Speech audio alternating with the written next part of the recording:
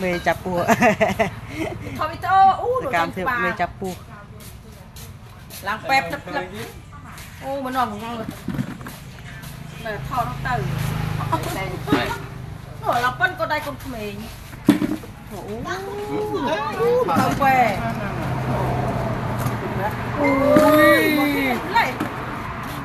thế ông đừng lấy mà bằng chân ngay trên đây đấy xong nhau ra gì không ngon ngon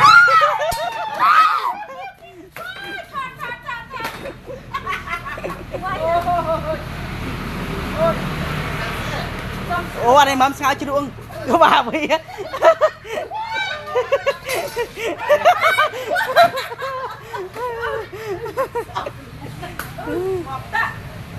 thằng xưa tao cái má mày này